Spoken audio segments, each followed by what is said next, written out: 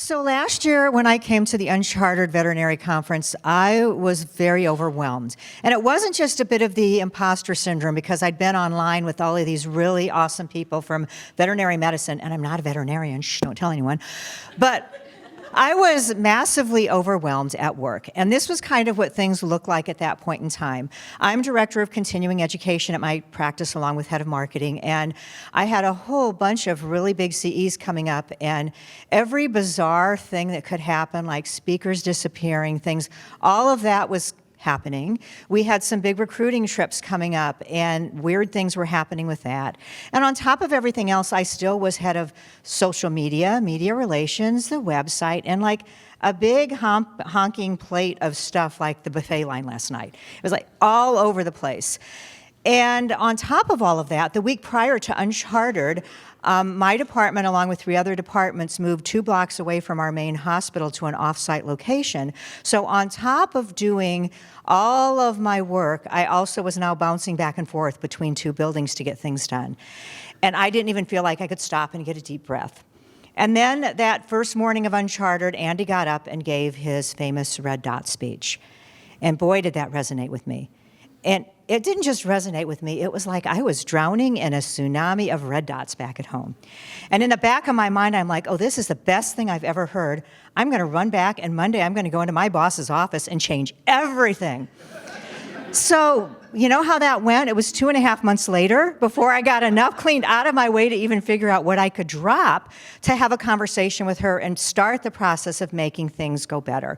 But I thought, despite the red dots, that overall I probably was doing much better in life because I had made a lot of effort earlier that year to kind of plan things out in my personal life to make sure I wasn't missing out. And I had fun things planned for the summer. I was going to Maui on vacation in the fall. I had things happening, but as red dots started to disappear off the horizon, I took a step back and I looked back and I said, you know, I'm not doing some of the things I want to do because I'd learned to say no a lot to protect myself from what was going on at work. And by a lot, that meant I pretty much was saying no to anything that happened at the last minute and never did anything spontaneous ever again. And all of that changed at one point last summer. In August, my 13-year-old nephew, who's also one of my 2 godsons, texted me and said, hey, Aunt Kathy, let's go to the Cub game tomorrow. I have my neighbor's tickets. Now, if you're friends with me on social media, you know my summer happy place is Wrigley Field, especially since the Cubs now actually win baseball games. And you would think that I would just jump at saying yes, like right off the bat. But the problem was it wasn't just a Sunday game, it was a Sunday night game. And I had something going on at 6:30 at work the next morning, and I'm like, oh man, it's gonna ruin my whole week. I've got a million things going on. And then I took a deep breath because the 13-year-old had texted me and asked to be seen in public with me at Wrigley Fields. And I'm like, they don't do that very often. They normally run the other direction. And I texted him back, hashtag I'm in. And then he came back the next day and said, hey, Aunt Kathy, let's go down early. And I said, okay, let's go. So we parked near where I used to live in Wrigleyville 25 years ago. And I told him what it was like living by the ballpark and how things had changed in the years. And then we did the walkthrough of the souvenir shops. And we got in the gate as soon as everything opened up. And we did the most important thing if you're going to a baseball game, plan out your junk food for the night. And then we sat in our seats, and it was a gorgeous August evening. And I just kind of let Anthony be Anthony, and he didn't disappoint. We spent time dissecting the Cubs' hitting that had started to go down the drain. We also talked about their long schedule because last year they had all these rainouts and they played something like 40 games in 41 days.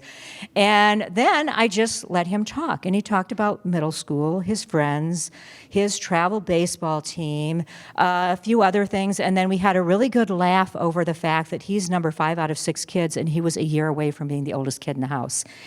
And at that point, I kind of took pause and I said, wow, time flies, because they're all gone. All of them except one is now taller than me. And what happened to everybody? And as we were sitting there just enjoying the evening, we did make sure that we watched baseball because that's what we were there for. And it was a really great game if you love a great pitcher's duel, because going into the 9th, the Cubs were only down 1-0. And then all of a sudden, they were down 3-0, and it was the bottom of the 9th inning, and it wasn't looking good for the Cubs. And I'm sitting there thinking, I really don't care if we get to fly the W tonight. I really don't care, because I just had the best possible evening you can have with a 13-year-old kid out in public. Yeah, and I really thought at this point, this is not going to get any better than this. And then my nephew turns around and looks at me, and he gets this wicked grin on his face, and he does the whole rally cap thing. And that's kind of a common thing to do at the baseball game, where you put your hat inside out. And he just looks at me and he says, you know, it's going to work this time, Aunt Kathy. And I said, yeah, but you always give your brother grief about this. And he's like, no, it's going to work. And then all of a sudden, there's a bloop hit by Jason Hayward and a couple hit batsmen. And then there's 2 outs in the bottom of the 9th, and the base is loaded, and the Cubs are down to their last player on the bench. Now, there's a lot of big names now on the Cubs lineup. This was not one of them. It was some guy who had been up and down from the minors that year only because Chris Bryant kept getting hurt. And it was a player that most people other than Cub fans had never heard of because he wasn't some big-name prospect that had buzz all around baseball. And it was a player who was this far the year before from quitting baseball until his wife said, maybe you just ought to stick it out a little bit longer. We've got a lot invested in this.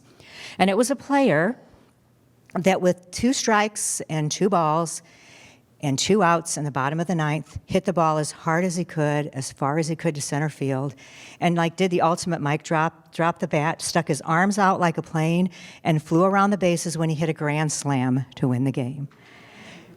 And at that point, forget about that 6:30 a.m. meeting, everybody. We were there for the rest of the party at Wrigley Field, all the renditions of Go Cubs Go, and walking back to the car, I got to watch my 13-year-old nephew reenact the home run and do his own play-by-play. Once we got back into the car and we turned on the post-game show, we found out that there is something called an ultimate grand slam, and we're both huge fans and had never heard of it, and apparently when you're down by 3 and you hit a walk-off grand slam, it's an ultimate grand slam. And it's something that is so rare that you're more likely to see a perfect game than this happen in baseball. But as I'm sitting here talking to my nephew, I'm thinking, I had the ultimate grand slam before that ball ever left the park, because I had this moment with someone very close and very special to me that you don't always get. And then all of a sudden, at the end of the year, we started this whole 19 for 19 thing. And as we were doing that, I took a deep breath and thought, what moments would I like to see more of? And the one moment that kept coming to mind was that night at the ballpark with my nephew. And I was thinking about it. It's like I have started to say no to so many things that people were never thinking of me to call and ask at the last minute to do anything. But the other thing was, before my current job, I actually worked at a company that when the day ended at 4:30, you went home and you didn't worry about anything. Isn't that weird? And I also took the train an hour back and forth into downtown Chicago. And when I did that, I would find fun things to do, text people, and plan everything. And as I got busier and busier at work, I handed this off to friends who didn't find planning as much fun as I did. So all of a sudden, part of my 19 for 19 needed to be figuring out how to make more of these moments happen. And it means that now I actually sit there during the week and say, who would I like to talk to?